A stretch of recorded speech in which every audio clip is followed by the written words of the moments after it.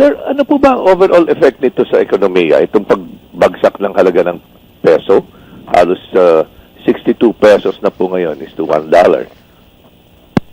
Ay, tama po yung unang sinabi po ninyo na ang mga exporter at saka mga OFW ay makikinabang sa pagbaba ng halaga ng piso kasi dolyar ang kanilang kinikita at ipinapadala nila dito. Tama po yan kung wala pong inflation. At tama po yan kung hindi po tayo net importer. Ang ano po natin, mas marami po tayong ini-import o nangangailangan ng dolyar kesa po doon sa kinikita nating dolyar. So, siguro po yung advantage na mararamdaman ng ating mga OFW at saka ng mga exporter, panandalian lamang po. Pagka po pumasok na ang epekto ng inflation, mawawala naman po kung anumang bentahe ang idinulot ng pagtaas ng halaga ng dolyar. Dahil tayo po ay net importer, tapos po yung ating pong mga export products, pagka po pinadala nila yan sa ibang bansa, kung mas mataas ang halaga ng dolyar, mas magiging competitive sa presyo. Pero ang nakikita po naman natin, hindi naman po bumaba ang presyo ng ating pong mga exports. Mas marami na po silang na pagbibili sa labas ng bansa. Hindi po Kasi ang quantity ay pareho lang doon sa ine-export nila. So, mas in the end, talo pa rin po sila dahil hindi naman lumaki ang kanilang benta. Talo ang ating pong mga OFW dahil kung anumang ganansya ang nararamdaman natin dahil sa pagtaas ng halaga ng dolyar na ipinapadala nila dito, kakainin din po yan ng mataas na inflation. Ang inflation po natin ngayon ay nasa 7.2.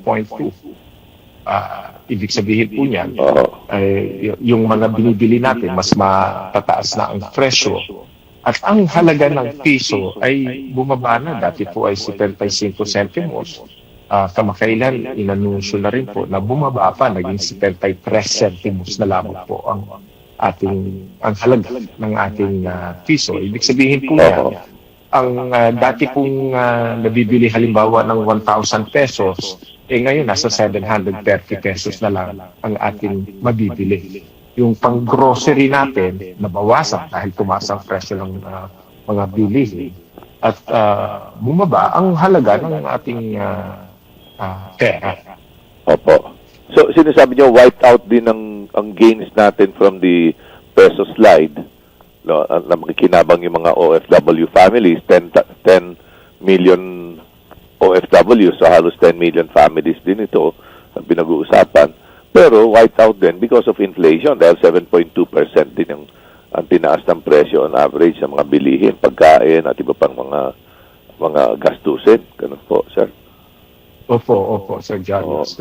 Dahil bumababa din ang halaga ng piso, tumataas ang presyo ng mga bilihin. So, na-wipe out kung anumang ganansya ang nakita natin sa pagtaas ang halaga.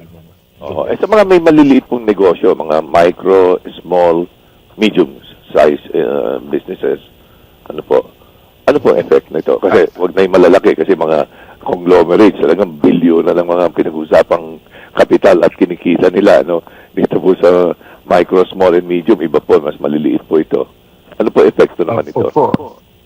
Yung mga maliliit na mga negosyante, ang kanilang inputs, yung kanilang binibili, na kanila rin ipagbibili, ay tumaas ang presyo, kung kaya sila ay tataas din ang pagtupresyo nila sa mga pamilihang bayan. At saka ang tatamaan po nito, yung mga maliliit na mga negosyante, dahil ang kanilang working capital, maliit lang po, siguro po mahigit lamang sa isang buwan. So pagka tumaas ang presyo ng mga bilihin, ang kanilang working capital, yan po ang unang tatamaan dahil yung pamimili nila mababawasan na. So, mapipilitan po sila na magbawas ng kanilang ipagbibili, mapipilitan silang magbawas ng kanilang mga empleyado, at yung iba naman po, kung di na nila makayanan, magsasara na lamang. Kaya ang isa pong nakikita natin na pagka nagpatuloy ito, malawakan po nakawalan ng hanap buhay, lawakan na pagtaas ng presyo ng bilihin. Kaya hindi po maganda na ang ating salapi, ang ating piso ay humihina. At patuloy naman ang ating importation. Katulad yan, hindi naman po tayo titigil na mag-import ng petrolyo. Ang petrolyo nga po, umaas na ang presyo dahil po doon sa gera sa Middle East. Tumataas ang presyo. Tapos ngayon, lalo pang tataas dahil bumaba ang halaga ng piso kontra dolyar. Dolyar po ang ginagamit natin na pambili ng petrolyo sa Middle East. So, tataas na naman ang presyo ng ating petrolyo. Double whammy na tayo. May gera na, bagsak ang piso, mataas ang inflation, talaga pong mahirap po, nakakapangamba po ang nakikita natin ngayong mga indikasyon sa ating ekonomiya. Tapos, nabanggit nyo nga rin po kanina, pinag-uusapan nyo na meron ding impeachment. Alam po ninyo, hindi lamang po politika ang impeachment, kundi may ekonomiya po yan, may economic impact. Dahil nawawalan ng kumpiyansa ang mga mamamayan doon sa katatagan ng ating pamahalaan. Tulad po niyan sa Senado, kudita po ang nangyari doon sa pagpapalit ng kanilang liderato. At ngayon, mukhang nanganganib na naman na mapapalitan din itong Senate President. Ang ibig sabihin po niyan, hindi matatag ang ating pong Senado. Ibig sabihin niyan, yung mga batas na dumadaan sa Senado, sa Kongreso, ano po yan, naapektuhan nung dynamics nung pagpapalit at paggigit-gitan ng mga politiko sa Senado. Lalo na po nung nakaraang linggo na tumakbo ang isang senador, sitting president, hinabol dahil sisilbihan ng kanyang warrant of arrest, tumakbo. Pagkatapos po, nagkaputukan.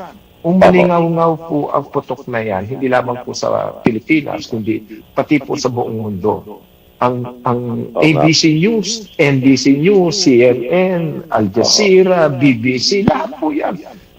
Pinalabas po nila kung anong nangyayari sa Pilipinas. So, para pong katawa-tawa yung ating pong nangyari sa Senado, ngayon po, ang ating ekonomiya naman, bumabagsak ang halaga ng piso. At tandaan din po natin, ang pananaw, ang paningin ng mga tao sa ating politika ay nakaka-influensya din po yan sa palitan ng piso kontra dolyar.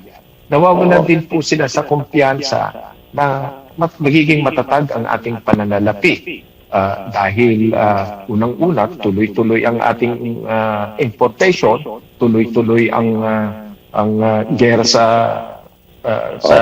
Middle East, talaga pong nakakabahala na paano ba yan? Kakayanin ba ng piso na suportahan ang ating pong mga ini-import? Ganyan po ang ating pong pakiramdam, nawawalan ng kumpiyansa ang ating pong mga mamumuhunan, nawawalan ng kumpiyansa ang ating pong mga mamimili, nagiging malambot po ang ating ekonomiya. Tingin ko po ang tinutuntungan natin ay hindi solid.